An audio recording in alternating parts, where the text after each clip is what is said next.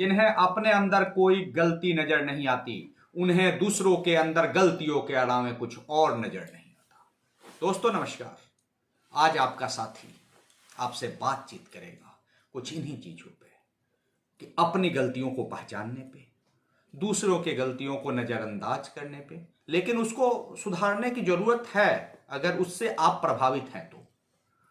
लेकिन सबसे बड़ी बात यह आती है कि जिन्हें अपने कदमों की काबिलियत पर विश्वास होता है वही अक्सर अपने मंजिलों पे पहुंचते हैं। दूसरों की गलतियों के कारण हम अपने कदमों की काबिलियत को भूल जाएंगे क्या?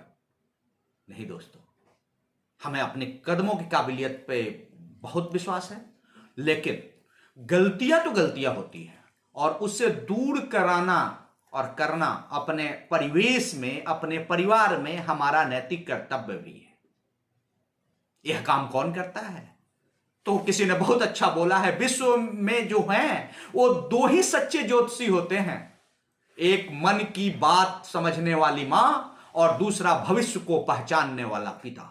हाँ दोस्तों, जिनके सर पे माता पिता का साया है वे सौभाग्यशाली हैं, और जिनके सर पे माता पिता का साया नहीं है, समय का काल चक्र चलता रहता है, लेकिन उनके द्वारा दिए गए सीखों को अपने मन मस्तिष्क में उतार कर और उस पर अग्रसर होने की जरूरत है।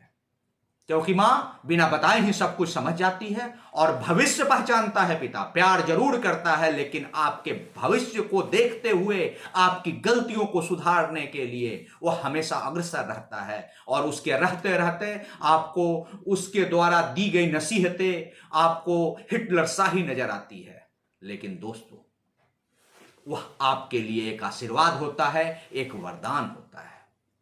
और मैं आपको बताना चाहूंगा दोस्तों आज बातचीत के क्रम में कि कम उम्र में मिला हुआ सुख और धन संसार में जो है वह इंसान को कभी समझदार नहीं बनने देता है, क्योंकि उसने थपेरे नहीं झेले होते हैं, उसने स्ट्रगल नहीं किया होता है। इसलिए कहा जाता है कि आपके पास कितने भी धन संपत्ति हो, संपदा हो, आप अपने कम उम्र के बच्चों पर उसका प्रभाव हावी ना होने दे, नहीं तो वो समझदार नहीं होंगे, वह गलत रास्ते की तरफ अग्रसर हो जाएंगे।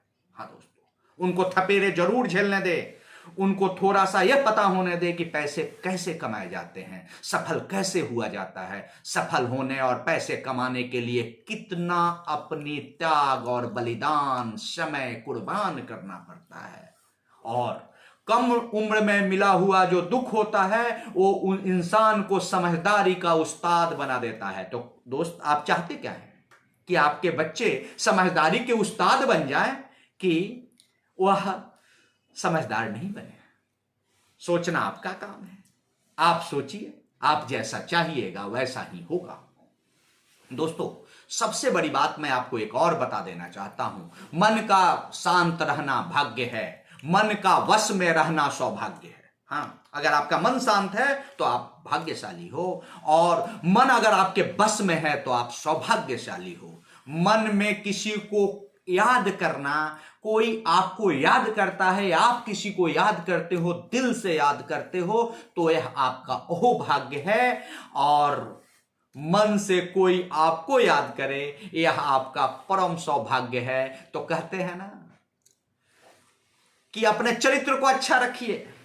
और मुझे अभी जैसे बात आती है अपने बड़े बुजुर्गों की, अपने गार्जियंस की बातों की, तो मेरे दादाजी बार बार बोला करते थे और बार बार हमें सुबह सुबह सो के उठने के बाद बताया करते थे, रात को सोने के पहले बताया करते थे, और इस बात का हमेशा हमसे जिक्र कराया करते थे। मैं चाहता हूं कि अपने दोस्तों के साथ शेयर करूं।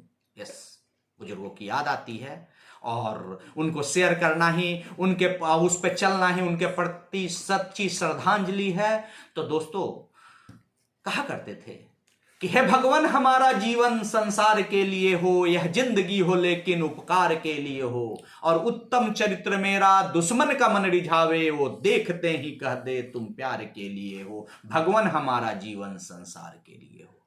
दोस्तों, आज कुछ बातें मैंने आपसे की, आपको जैसा भी लगा हो कमेंट जरूर करेंगे, लाइक करेंगे, शेयर करेंगे और मेरे चैनल पर पहली बार आए हैं तो सब्सक्राइब जरूर करेंगे। आपके कमेंट मेरा हौसला बढ़ाते हैं और अगर मेरी बातें आपको अच्छी लग रही हो तो अपने नियर और डियर को इसे जरूर शेयर करेंगे ताकि वो भी इसका लाभ उठा पाए। तो दोस्तों, see you at the top, heads off you, thank you.